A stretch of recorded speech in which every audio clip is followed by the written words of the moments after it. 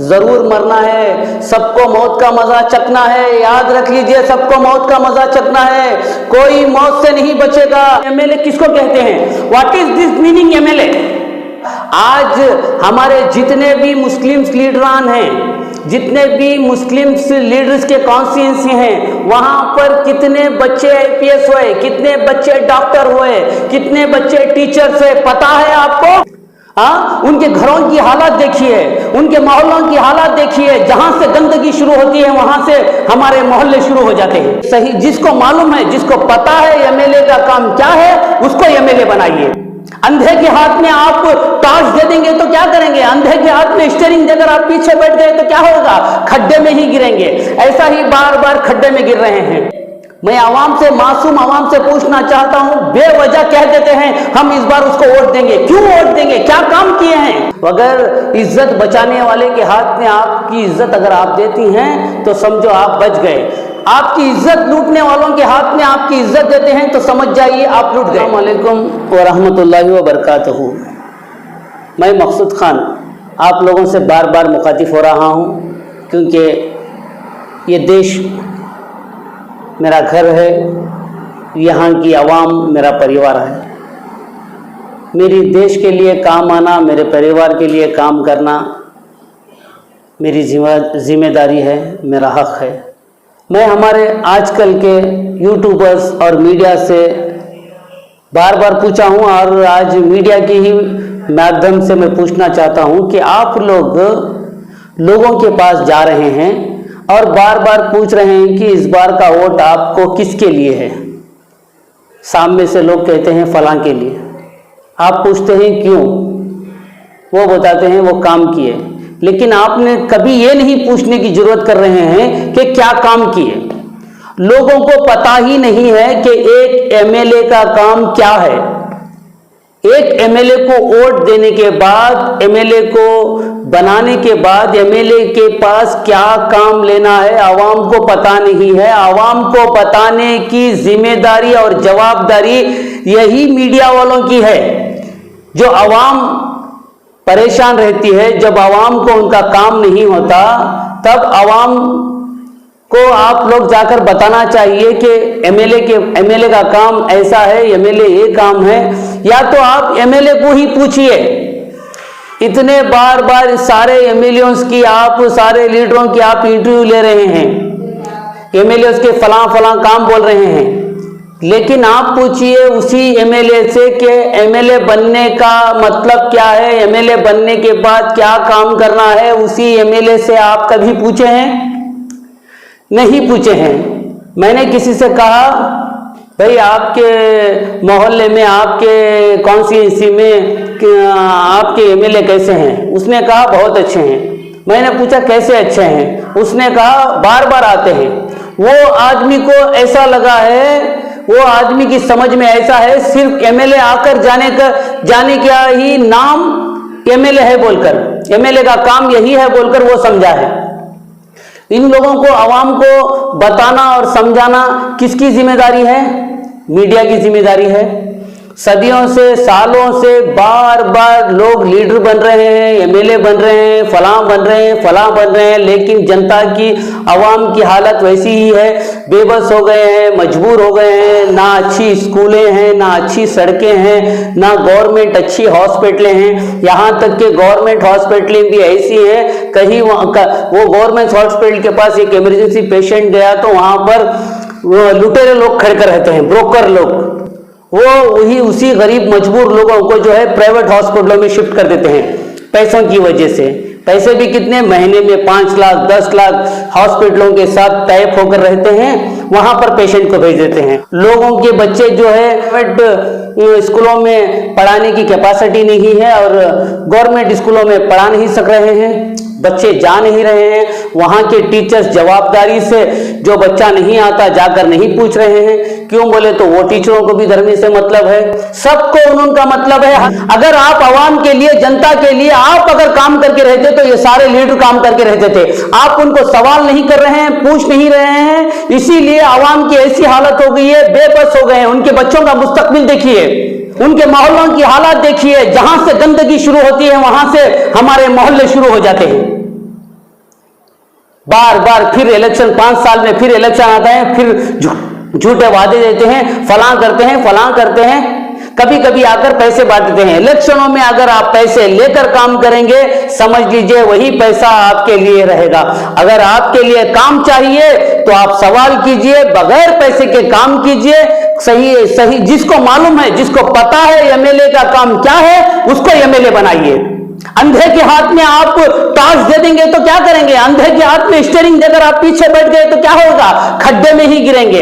ऐसा ही बार बार खड्डे में गिर रहे हैं। ये खड्डे में गिराने के जिम्मेदार सिर्फ वो एमएलए नहीं है, सिर्फ वो लीडर्स नहीं है, हमारे मीडिया वाले भी हैं, जो जिनकी वजह से ये लोग जो है हमेशा 5 साल तक जो है लोगों को गुमराह कर परेशान कर छोड़ दे रहे हैं। मैं पूछ रहा हूं अपनी लोगों से, आप लोग वोट दे रहे हैं, पूछिए जो आदमी, जो लीडर, जो एमएलए आपके पास आकर पूछता है वोट देने के लिए, हमें वोट दीजिए, तो आप पूछिए आप वोट मांग रहे हैं किस लिए? हम वोट देंगे, हमारा वोट देना हक है, हमारा अधिकार है, हम देना जरूरी ही है, देना ही है, देंगे ही। लेकिन आप क्यों पूछ रहे हैं? पूछिए, वोट लेकर हमारे लिए क्या करेंगे? एमएलए बनकर आप क्या करेंगे? हमारे क्या काम आएंगे? पूछिए। क्या कभी आकर हमें चंद पैसे देने का काम एमएलए का है? कभी कोई सपड़ गया तो छुड़ाने का काम एमएलए का है? कभी कहीं एक दंगा हो गया, वहां पर जाकर थोड़ी बात कर देने का काम एमएलए का है? एमएलए का काम आखिर क्या है? पूछिए। मैं आवाम से, मासूम आवाम से पूछना चाहता हूं, बेवजह कह देते हैं हम इस बार उसको वोट देंगे। क्यों वोट देंगे? क्या काम किए हैं? कितने गवर्नमेंट स्कूलें खुले हैं? कितने कॉन्स्टिट्यूएंसी में गवर्नमेंट हॉस्पिटलें आई हैं? आप पूछिए, सोचिए, समझिए। आपका वोट आपकी इज्जत समझिए। आपका सिर्फ वोट ना समझिए, आपका वोट आपकी इज्जत समझिए। आपकी इज्जत किसके हाथ में देना है ये सोच कर दीजिए। अगर इज्जत बचाने वाले के हाथ में आपकी इज्जत अगर आप देती हैं तो समझो आप बच गए। आपकी इज्जत लूटने वालों के हाथ में आपकी इज्जत देते हैं तो समझ जाइए आप लूट गए। देखिए, मैं बार बार कह रहा हूं, जब तक हम नहीं बदलेंगे तब तक हमारे लीडर नहीं बदलेंगे। या तो हमें बदलाने वाले ये हमारे मीडिया वाले होने चाहिए थे, लेकिन मीडिया वाले अपनी रोटी पे दाल सेकने के काम कर रहे हैं। अगर ये लोग हर आवाम को जाकर बताते कि एमएलए का काम फलां है, एमएलए का काम फलां है, एमएलए इसको कहते हैं, यहां नहीं तो ये पूछिए, सिर्फ जितने एमएलए हैं उनको पूछिए कि एमएलए किसको कहते हैं। What is this meaning MLA? क्या एमएलए का काम किसी पार्टी में आके इन्वाइट करना एमएलए का काम है? या एमएलए का काम किसी का उद्घाटन, किसी दुकान का उद्घाटन कर देना, इसी का काम एमएलए, इसी को एमएलए कहते हैं? हमारे बच्चों का मुस्तकबिल खराब हो गया है। हमारे वही टूटी फूटे घरें जो हमारे पक्के मकान बनाने के वादे करते हैं, वो आज भी टूटे फूटे हैं। आज गवर्नमेंट स्कूलों की हालत जाकर देखिए। 1 लाख 2 लाख बच्चे जहां पर पढ़ने की कैपेसिटी रहती है, वहां पर 1000 बच्चे पढ़ने की भी गवर्नमेंट स्कूल नहीं रहती है।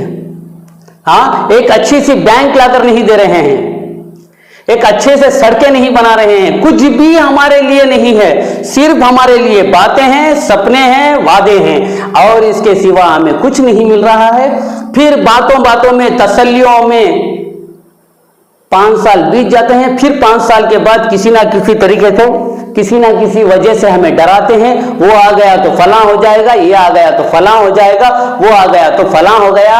आज हमारे जितने भी मुस्लिम्स लीडरान हैं, जितने भी मुस्लिम्स लीडर्स के कॉन्स्टिट्यूएंसी हैं, वहां पर कितने बच्चे आईपीएस हुए, कितने बच्चे डॉक्टर हुए, कितने बच्चे टीचर्स हुए, पता है आपको? कितने बच्चों को गवर्नमेंट जॉब मिले? रिजर्वेशन कैंसिल हो गया। रिजर्वेशन 4% रह के भी उसका फायदा नहीं उठा रहे थे, क्योंकि पढ़ाई ही नहीं कर रहे थे। पढ़ने के लिए जगह ही नहीं थी, सहूलत ही नहीं थी। प्राइवेट स्कूल वाले पैसे ऐंठने के सिवा और कुछ नहीं कर रहे हैं। हर साल न्यू एडमिशन, हर साल फलां प्रोग्राम, हर साल फलां स्कीम, ऐसी ही तरीके से आवाम को वो एजुकेशन के नाम पे लूट रहे हैं, बीमारियों के चक्कर में हॉस्पिटल वाले लूट रहे हैं, फैसलों के चक्कर में पुलिस वाले लूट रहे हैं। कितने लोग लूटेंगे, कहां क्या कर रहे हैं आखिर लोग? ये मीडिया से बार बार पूछना चाहता हूं मैं कि आप लोगों को क्या आपकी गैरत नहीं जागती? क्या आपको समझ नहीं आ रहा है? अवाम लूट रही है, तबाह हो रही है, परेशान हो रही है, आप लोग नहीं कर सकते? साथ कह रहा हूं और रिक्वेस्ट के भी साथ कहता हूं, मैं ये खास करके मीडिया के लोगों से, मीडिया के माध्यम से ही मैं कहना चाहता हूं कि आप लोग आपकी जिम्मेदारी सही तरीके से अगर निभाएंगे तो हमें लूटने वाला कोई हॉस्पिटल वाला नहीं रहेगा, कोई स्कूल वाला नहीं रहेगा, कोई स्टेशन वाला नहीं रहेगा, कोई गुंडा लूटने वाला नहीं रहेगा, कोई गुंडों के एजेंट। हर एमएलए के पास कौन रहते हैं? आपने देखा है जितने भी एमएलए हैं उनके साथ में कौन रहते हैं? या तो गुंडे रहते हैं या तो पगड़ू रहते हैं, कोई अच्छा काम करने वाले नहीं रहते। हाँ, मैं कहते कहते थक गया हूं कि अल्लाह अल्लाह का रसूल का वास्ता देता हूं। मैं हाल ही में कहा था कि अखंडा श्रीनिवास मूर्ति को टिकट ना दें, ये मैंने किस लिए कहा था बताइए? हमारी जान माल इज्जतें सब भी लूट गई हैं, लूट रहे हैं, नीलाम कर रहे हैं, हमें एहसास ही नहीं है। खुदा के वास्ते लफ्ज़े मोहम्मद का रबी नाम लूटने ना दो, तबाह होने ना दो। नबी सल्लल्लाहु अलैहि वसल्लम की शान में गुस्ताखी करने वाले के परिवार को खड़ा ना करो।